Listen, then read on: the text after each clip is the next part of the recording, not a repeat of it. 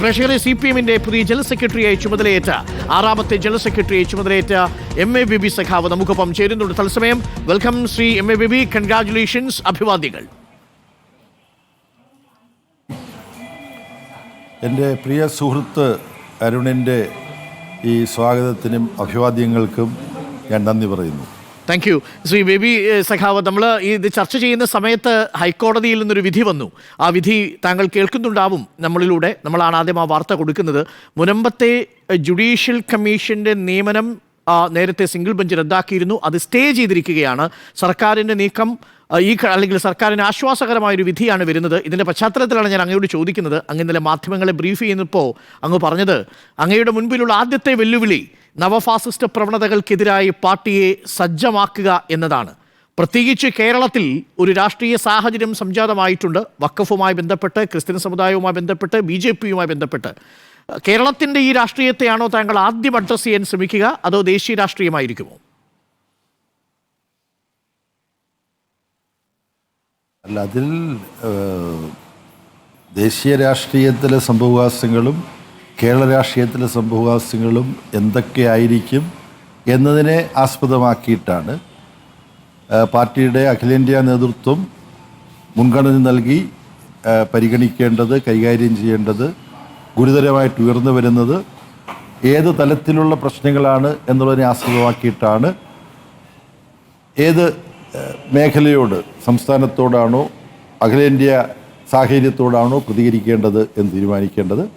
ഇപ്പോൾ ദീർഘകാലാടിസ്ഥാനത്തിൽ RSS നിയന്ത്രിക്കുന്ന നരേന്ദ്രമോദി ഗവൺമെൻറ് ഇന്ത്യയിൽ നടപ്പാക്കിക്കൊണ്ടിരിക്കുന്ന വളരെ ബീഭത്സമായ നവഫാസിസ്റ്റ് ആക്രമണങ്ങൾ ഒരു ഒരു ഒരു കമേഴ്സ്യൽ സിനിമയാണ് എമ്പുരാൻ എന്ന് പറയുന്നത്.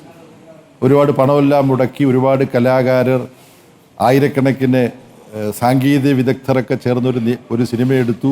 അത് വളരെ വിജയകരമായിട്ട് മുന്നോട്ട് പോകുന്നു.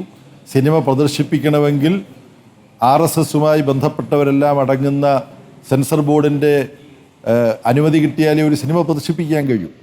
അങ്ങനെ എല്ലാ അനുമതിയും നേടിയിട്ട് പ്രദർശനം ആരംഭിച്ച സിനിമയ്ക്കെതിരായിട്ട് RSS-ൻ്റെ മുഖപത്രം ആക്രമണം നടത്തുക, അപ്പോൾ സിനിമയുടെ ഭാഗങ്ങൾ മാറ്റാൻ ആ സിനിമ നിർമ്മിച്ചവരും ആ സിനിമയുമായി ബന്ധപ്പെട്ടവരും ഭീഷണിപ്പെടുത്തലിൻ്റെ ഭാഗമായി ഭരണഘടനാ ബാഹ്യശക്തികളുടെ ഓർഗനൈസർ എന്ന RSS-ൻ്റെ മുഖപത്രത്തിൻ്റെ ഭീഷണിക്ക് വിധേയമായി അതിലെ ഭാഗങ്ങൾ നീക്കാൻ നിർബന്ധിക്കപ്പെടുക. അപ്പോൾ വളരെ ബീഭത്സമായ വിധത്തിലാണ് നവഫാസിസം ഇന്ത്യയിൽ പ്രയോഗിക്കപ്പെടുന്നതെന്ന് വരുന്നു. അപ്പം ഇതിനെതിരായിട്ടുള്ള വിശാലമായ സമരനിര സാംസ്കാരിക രംഗത്ത് താല്പര്യമുള്ളവരെ അടക്കം അണിനിരത്തിക്കൊണ്ട് ഉയർത്തിക്കൊണ്ടുവരിക. പിന്നെ BJP-ക്കും സംഘപരിവാറിനുമെതിരായിട്ടുള്ള രാഷ്ട്രീയ പോരാട്ട മുഖം ക്ഷമാപൂർവം വികസിപ്പിച്ചെടുക്കുക.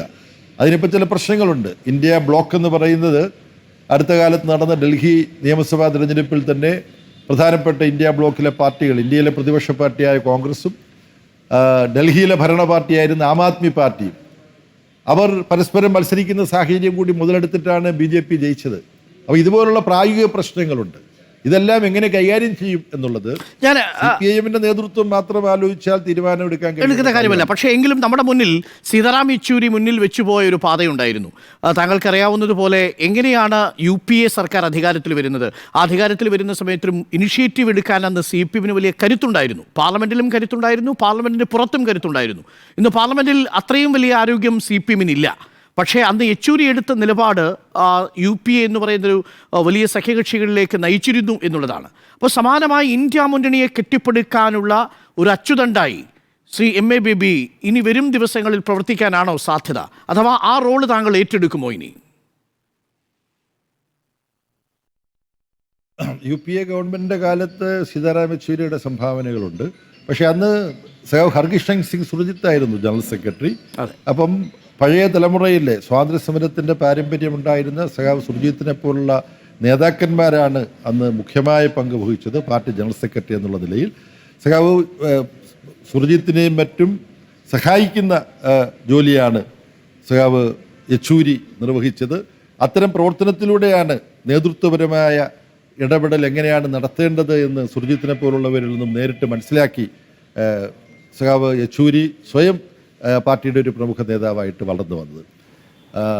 ഇപ്പോൾ CPIM ലോക്സഭയിലും രാജ്യസഭയിലുമുള്ള അംഗത്വത്തിന് പരിമിതി ഉണ്ടെങ്കിൽ പോലും നയങ്ങൾ വികസിപ്പിക്കുന്നതിൽ സൂക്ഷ്മതയോടുകൂടി ശാസ്ത്രീയമായി കൃത്യമായി നയങ്ങൾ വികസിപ്പിച്ചെടുക്കുന്നതിൽ CPIM ഒരു പാർട്ടി എന്നുള്ള നിലയിലുള്ള പ്രത്യേക കഴിവ് രാഷ്ട്രീയ സമൂഹം അംഗീകരിക്കുന്നതാണ്. ഇപ്പം സീതാറാം CPM ജനറൽ സെക്രട്ടറി ആയിരിക്കുന്ന വർഷങ്ങളിൽ തന്നെ പാർട്ടിയുടെ ലോക്സഭയിലെ അംഗസംഖ്യ കുത്തനെ ഇടിയുകയുണ്ടായി.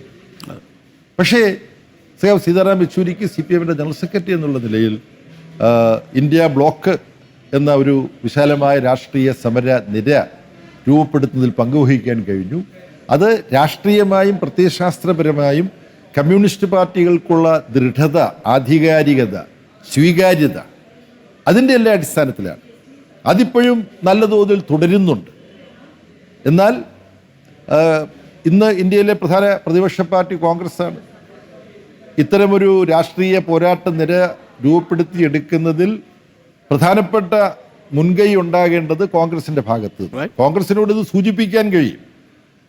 അത്തരം കാര്യങ്ങൾ ഇപ്പോൾ പാർലമെൻറ്റിലുള്ള ലോക്സഭയിലും രാജ്യസഭയിലും ഒക്കെയുള്ള CPM ഇടതുപക്ഷത്തിൻ്റെയും പ്രതിനിധികൾക്ക് അല്ല, നമ്മൾ പാർലമെൻറ്റിലെ ഏകോപനം ഇപ്പം ചില പരിമിതികളുണ്ടെങ്കിലും നടക്കുന്നുണ്ട്. പക്ഷേ പാർട്ടികളെന്നുള്ള നിലയിലുള്ള അടുത്ത സമീപനം എന്താവണം തുടങ്ങിയ കാര്യങ്ങൾ ചർച്ച ചെയ്യേണ്ടതാണ്. ഇപ്പം ചെറിയൊരു മുൻകൈ എടുക്കും എന്നാണോ മനസ്സിലാക്കേണ്ടത്?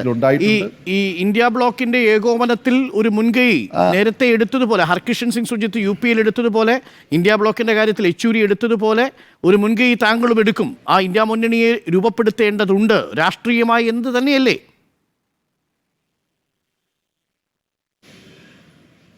നവഫാസിസ്റ്റ് പ്രവണതകൾ പ്രകടിപ്പിക്കുന്ന കേന്ദ്ര BJP ഗവൺമെൻറ്റിനെതിരായിട്ട് വിശാലമായ സമരവേദി കെട്ടിപ്പടുക്കുന്നതിൽ CPIM ഭാഗത്ത് നിന്നുണ്ടാകേണ്ട മുൻകൈയിൽ ഒരു കുറവും ഉണ്ടാവുകയില്ല എന്ന് ഉറപ്പു പറയാൻ ഞാൻ ഈ അവസരം ഉപയോഗിക്കും. Very good sir, very clear. അപ്പം നമുക്ക് ഇന്ത്യ, പക്ഷേ അതേസമയം കേരളത്തിലേക്ക് എത്തുമ്പോൾ ദേശീയ പശ്ചാത്തലത്തിൽ നിന്ന് വ്യത്യസ്തമായൊരു രാഷ്ട്രീയ സാഹചര്യമുണ്ട്. താങ്കൾക്കറിയാവുന്നതുപോലെ അവിടെ ഇന്ത്യ മുന്നണിയെ കെട്ടിപ്പടുക്കാൻ അങ്ങ് ശ്രമിക്കുമ്പോൾ ഇവിടെ പരസ്പരം കോൺഗ്രസും CPM തമ്മിൽ മത്സരിക്കുന്നുണ്ട്.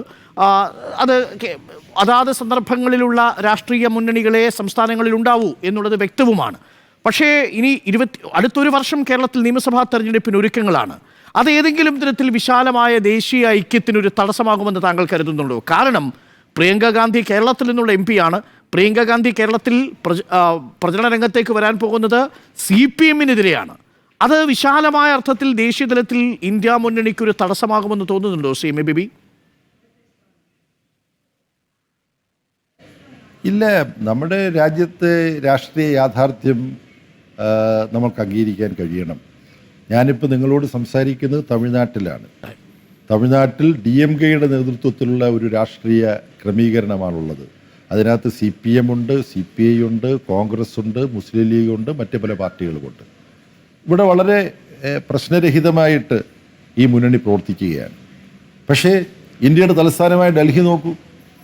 ഇന്ത്യ ബ്ലോക്കിലെ രണ്ട് പ്രധാന പാർട്ടികളാണ്. ഡൽഹിയിലെ ഭരണ പാർട്ടി ആയിരുന്ന ആം ആദ്മി പാർട്ടിയും അതിന് മുമ്പ് ഡൽഹിയിലെ ഭരണ പാർട്ടി ഷീലാ ദീക്ഷിതൊക്കെ അവിടെ മുഖ്യമന്ത്രി ആയിരുന്നിട്ട് കോൺഗ്രസും.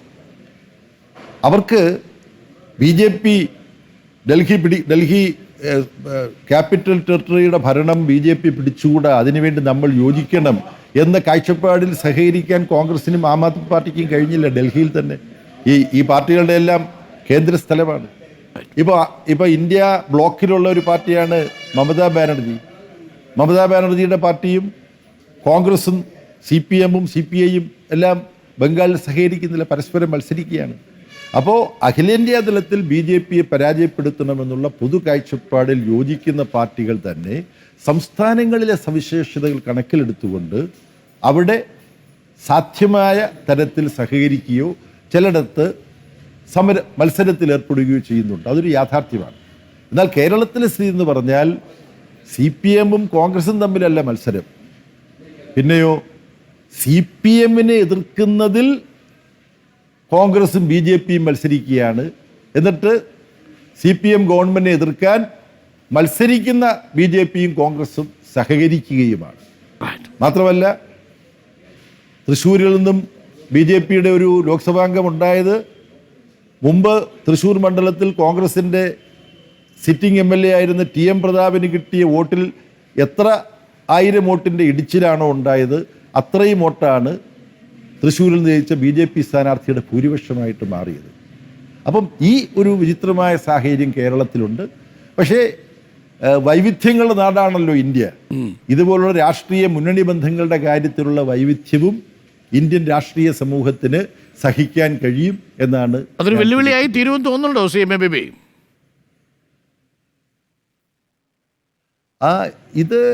ഇത് സൃഷ്ടിക്കുന്ന ചില പ്രശ്നങ്ങൾ അനിവാര്യമാണ്. അപ്പോൾ അത് അഭിമുഖീകരിക്കുക, അത് കൈകാര്യം ചെയ്യുക എന്നുള്ളതല്ലാതെ വേറെ എളുപ്പ വഴികളോ കുറുക്കു വഴികളോ. മറ്റൊരു കാര്യം കൂടി ചോദിച്ചു.